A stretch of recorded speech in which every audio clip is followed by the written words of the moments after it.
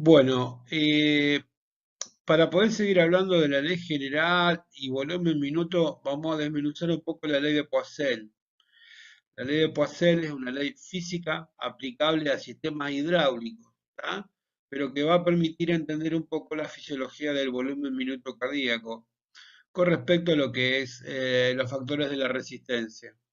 Así que entramos en el tema, lo desmenuzamos y después vamos a ir cerrando el círculo cuando volvamos a ver un poco la relación entre resistencia, delta P y flujo. Lo primero que hay que ver un poco es la fórmula o la ecuación de Poiseuille. Muchos dicen la ecuación de Poiseuille es la ecuación de resistencia. En realidad no. Poiseuille lo que hace es tomar la ley general y la desmenuza. Desmenuza los factores de la ley. Entonces ustedes van a ver que la ley en la ecuación es la que ustedes ven en la pantalla. Ahora, ¿cómo se define la ley de Poiseuille? La ley de Poiseuille define de la siguiente manera el flujo. Establece que el flujo es directamente proporcional a la fuerza conductora o diferencia de presión existente y al radio de los tubos elevado a la cuarta potencia. Y a su vez, este flujo es inversamente proporcional a la viscosidad del líquido que fluye dentro del sistema y a la longitud de los tubos que componen el sistema, ¿eh? Siendo 8 y pi matemáticamente dos factores de ajuste en la ecuación. Nada más que eso. Eso es la ley de Poiseuille. Recuerden, Poiseuille habla de flujo y a partir de ahí establece cuáles son los factores de resistencia. ¿Estamos de acuerdo? Bueno, ahora sí, una vez descripta la ley de Poiseuille y descripta la ecuación de flujo según Poiseuille, lo que vemos ahora es lo que Poiseuille determina como factores de resistencia. Según él, establece que existen tres factores: la viscosidad, el radio y la longitud. Recuerden que de los tres factores siempre el más importante va a ser el radio. Por eso ustedes ven, y eso lo recalcamos después, que en la ecuación lo eleva a la cuarta potencia, matemáticamente para demostrar que mínimos cambios de radio originan grandes cambios de resistencia al flujo. También hay que recordar que lo que analiza Poiseuille es un sistema hidráulico de tubos rígidos, por lo tanto, un tubo que tiene un radio imaginario de 4 centímetros no modifica su radio. Lo que pasa es que, claro, en el sistema hidráulico él conecta tubos de distintos radios. Entonces pasa, hay un tubo de 4 centímetros de radio, después habrá mejor dos tubos de 2 centímetros. Entonces, lo que compara son los radios de diferentes tubos. Pero bueno, en definitiva, el radio es el factor más importante. Ahora imaginen ustedes un tubo rígido, un tubo de plomo, lo que sea, que por un motivo determinado, o por algún accidente externo, este tubo recibe un golpe y se abolla. El radio se reduce. Y esa modificación brusca del radio genera grandes cambios de resistencia al flujo. Esto les va a permitir después entender un poco mejor por qué el radio de los vasos sanguíneos es el factor más importante y por qué genera grandes cambios de resistencia. ¿Ah? A pesar de que el sistema cardiovascular no cumpla con la ley. Pero bueno. Con respecto a la viscosidad, el otro factor, la viscosidad muchos lo entienden como la densidad y en realidad nada que ver. La densidad determina parte de la viscosidad. Por eso inclusive en la ecuación de viscosidad aparece el término. ¿Sí? Eh, la viscosidad podría definirse como la fuerza que hay que aplicar a dos láminas líquidas para que éstas no rocen entre sí. ¿Eh?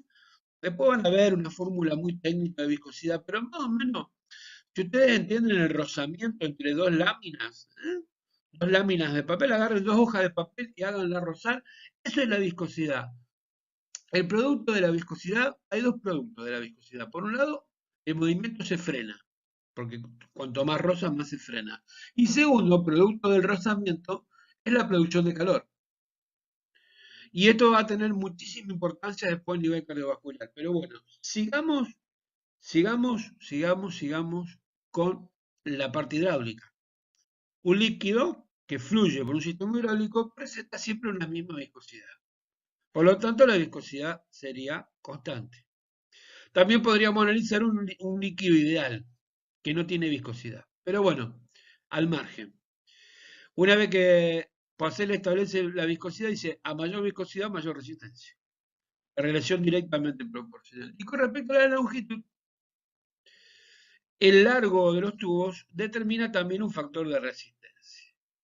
Todo esto va a afectar inevitablemente al flujo, porque cuanto mayor sea la resistencia, mayor debería ser la fuerza conductora para permitir que el flujo permanezca constante y seguir cumpliendo así el sistema con la ley general. Por eso ustedes, al final, si tienen que describir la ecuación de resistencia, recuerden, la ecuación de Poiseuille no es la ecuación de resistencia. La ecuación de Poiseuille es la ecuación de flujo. A partir de esta ecuación, se desprende la ecuación de resistencia que se calcula haciendo 8 por viscosidad por longitud sobre pi por radio a la cuarta. Como verán, viscosidad y longitud están multiplicando como factores y el radio está dividiendo como factor. Todo lo que divide es inverso y todo lo que multiplica es directo al producto. Perfecto. Bueno, a ver, profundicemos un poquito más en la interpretación. Ustedes intenten imaginarlo, que es un poquito más complejo. Con un pizarrón en mano parece puede explicar mejor, pero bueno, pongámosle voluntad. Imagínense que ustedes compran una casa y esta casa tiene un sistema de cañerías. ¿Estamos de acuerdo? Cañerías por donde hipotéticamente pasa agua. Si la casa es nueva, los caños son nuevos, implica que tienen su radio original, implica que no hay sarro, ¿tá? Por lo tanto, ustedes van a encontrar que el radio de los tubos permanece constante.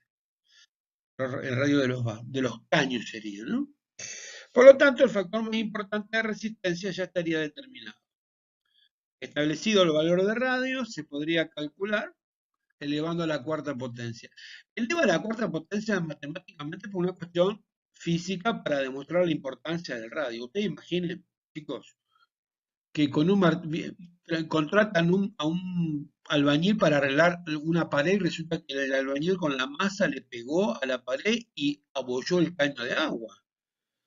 Ustedes van a ver que a lo mejor después de que el albañil le pegó a la pared, en el baño sale menos agua. Entonces, ¿sí? ¿Por qué sale menos agua? Y hay muchos factores, ¿no? Pero bueno, el primer factor que uno podría pensar es, el albañil le pegó a la pared, abolló el caño se abolló poco, pero mínimos cambios de radio originaron grandes cambios de resistencia. Uno podría decir, bueno, pero a mayor resistencia, mayor delta P. Sí, pero para generar mayor delta P, tengo que modificar la altura del tanque de agua. Hasta que yo no lo modifique, no voy a poder arreglar este problema. Por lo tanto, si la resistencia aumenta por disminución brusca del radio y la delta P no se modifica, el flujo cae.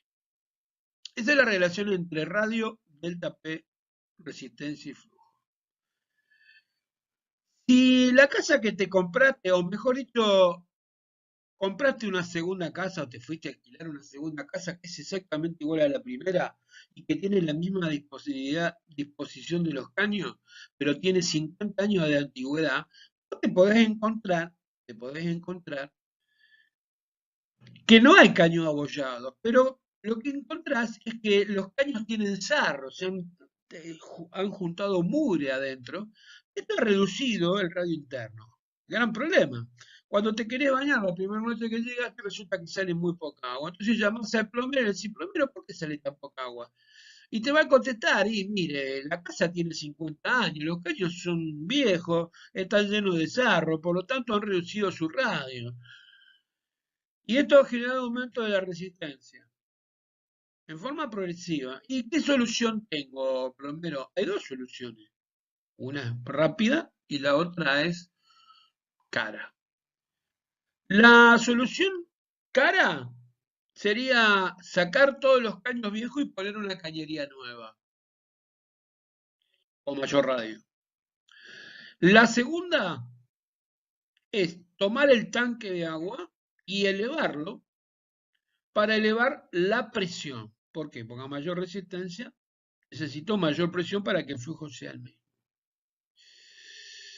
Yo conozco algunos plomeros que para disminuir la resistencia de los caños abonados le meten presión con gas y han tenido algunos resultados nefastos. Algunos se han destapado y otros han reventado. Pero bueno, comentario al margen. Con respecto a la longitud, la cosa es mucho más sencilla. La relación es directamente proporcional. Se duplica la longitud, se duplica la resistencia. ¿Cómo es esto? Y bueno, imagínate que vos diseñaste una casa, pusiste la cañería, estableciste un valor de resistencia porque tenés 20 metros de caño. Resulta que al año terminaste el quincho al fondo de tu casa y decidiste poner una canilla con lavadero en el quincho. Claro, tuviste que agregar 10 metros más de caño. Entonces te encontrás al final de la refacción que el flujo que se genera en el sistema es menor. Entonces te preguntas, ¿por qué? Si lo único que agregamos fue un caño que va al quincho. Claro, lo que pasa es que le agregamos 10 metros de longitud a un sistema y esto generó la duplicación de la resistencia. ¿Sí? Por lo tanto, por lo tanto, esta resistencia tendrá que ir compensada con un aumento de presión.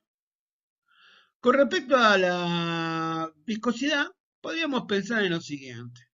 Hasta hoy hice pasar agua por el sistema de caños de mi casa, pero ya no quiero hacer pasar agua, quiero hacer pasar cerveza. ¿Qué tal? El problema es que la cerveza tiene una viscosidad diferente a la del agua, por lo tanto, a distinta viscosidad, distinta resistencia. Eso sería la relación, siempre hablando de un sistema hidráulico. Bueno, acá un poquito más de lo que charlamos en la diapositiva anterior. La relación física y matemática sería, se duplica la longitud, se duplica la fuerza conductora para que el flujo sea constante. ¿Y por qué se duplica la fuerza conductora? Y bueno, porque aumentó, se duplicó la resistencia. Con respecto a la viscosidad pasa lo mismo. Si se duplica la viscosidad, se duplica la resistencia. Por eso ustedes van a ver que incluso en la ecuación de resistencia, viscosidad está multiplicando. ¿No? Eh, y en la ecuación de flujo está dividiendo. ¿Sí? Todo esto para seguir cumpliendo con la ley general.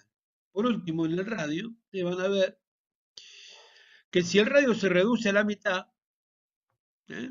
A la mitad, la resistencia aumenta 16 veces. Esto se podría demostrar matemáticamente, porque el radio elevado a la cuarta potencia, ¿eh?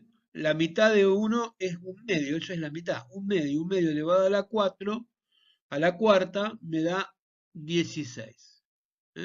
Háganlo en casa, la fracción si quieren, acá no lo puedo demostrar, pero recuérdenlo. Por eso mínimos cambios de radio, grandes cambios de resistencia, y por eso Purcell sabía y le mete la cuarta potencia en la ecuación para demostrar su significancia. ¿Eh? Eh, si la resistencia aumenta 16 veces, obviamente que la fuerza conductora tiene que incrementarse 16 veces para que el flujo permanezca constante. Piensen en algo muy sencillo. Imagínense el flujo de aire que pasa por tus vías aéreas. Si alguien te agarra del cogote y te aprieta, las vías aéreas reducen su calibre. Yo te hago una pregunta. ¿No tenés que hacer mucha poca fuerza para poder seguir respirando? Bueno, eso sería mínimos cambios de radio, grandes cambios de resistencia. Y si querés seguir teniendo el mismo flujo de aire, vas a tener que hacer mucha fuerza para vencer esa resistencia. Distinto es la viscosidad, que uno lo podría relacionar, a ver, para asemejarlo a la densidad del aire, la calidad del aire, la composición del aire. Vos podés respirar un aire medio enrarecido, pero no tenés que hacer tanta fuerza. No quita esto la dificultad del intercambio gaseoso, pero la fuerza que tenés que hacer para generar el flujo aéreo es distinta.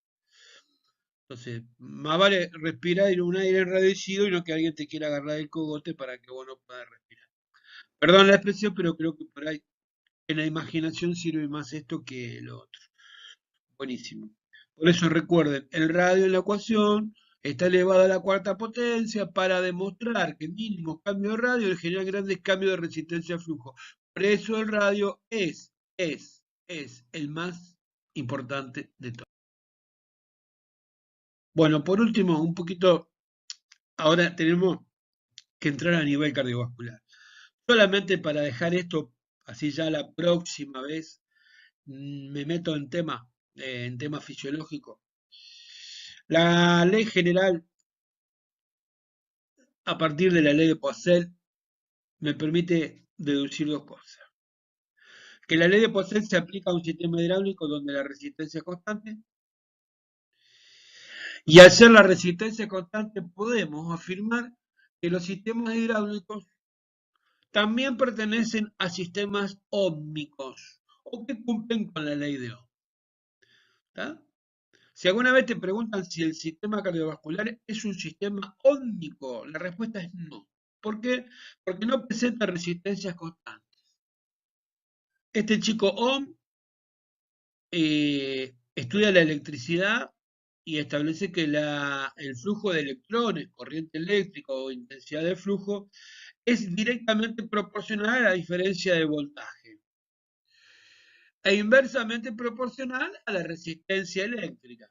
Entonces, el tipo establece que si el cable por donde corre la electricidad tiene una longitud determinada, tiene un grosor determinado y el material es de la misma naturaleza, la resistencia eléctrica sería constante y por lo tanto, lo único que genera corriente eléctrica sería la diferencia de voltaje. Bien. Llevalo esto a la ley general aplicada al sistema hidráulico y el concepto es exactamente el mismo. ¿Estamos de acuerdo? Nada más que en vez de hablar de flujo de electrones o corriente eléctrica, hablas de flujo de líquido, de un volumen líquido por unidad de tiempo. A nivel cardiovascular, ya sabemos, la ley de Poiseuille no puede cumplirse, porque Poiseuille estudia el sistema hidráulico donde la resistencia es constante. Pero esto no quita, chicos, que yo pueda interpretar los componentes de la ley en el aparato cardiovascular y establecer cómo es la relación entre los factores de resistencia, los factores de resistencia, radio, viscosidad y longitud, en un sistema donde la resistencia no es constante. ¿Y cómo hace el sistema cardiovascular para poder seguir cumpliendo con la ley general, a pesar de no tener resistencia constante? Si se acuerdan del gráfico que vimos en una de las primeras clases de PowerPoint, donde mostrábamos el gráfico de la ley general en un sistema hidráulico y en el cardiovascular. Bien, hoy podemos un poquito más meternos y decir, ¿vieron? En el sistema hidráulico la recta muestra que la resistencia es constante y la pendiente constante. En el cardiovascular, la S itálica mostraba que la resistencia no era constante. Bueno, este es el motivo por el cual la resistencia no es constante y por lo tanto a nivel cardiovascular el sistema cardiovascular no cumple con la ley de Ohm. Hasta acá llegamos hoy. La próxima nos metemos de lleno en la aplicación de la ley de Poiseuille, acordándote de que no se cumple, pero bueno, la interpretación sí, en el aparato cardiovascular. Muy interesante el tema. Así que espero que esto también les haya servido.